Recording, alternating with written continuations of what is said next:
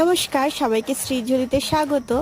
আজকে মঙ্গলবার, তার উপরে আজকে আবার লোকনাথ বাবার পুজো আছে।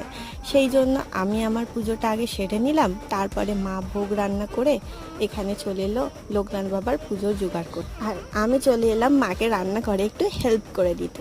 আমার তো মঙ্গলবারের পুজো হয়ে গেছিলো, সেই জন্য মা এখন বসতে যাচ্ছে পুজোতে, আর আমি মায়ের হাতে হাতে সব কিছু অ্যারেঞ্জ করে দেবো। এই দেখো, আমাদের গাছে এত সুন্দর ফুল ফুটেছিল, মা সেই ফুল দিয়ে মালা বানিয়ে দিয়েছে।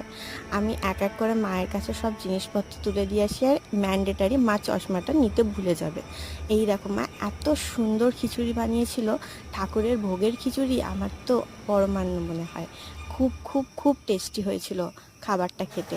এবং এই ভোগের খাবার একা কখনোই খেতে নেই, সবাইকে এই অংশ একটু একটু করে দিয়ে আসছিল। আর তোমাদের আজকের ব্লগটা কেমন লাগলো জানাতে ভুলো না। আজকের জন্য টাটা।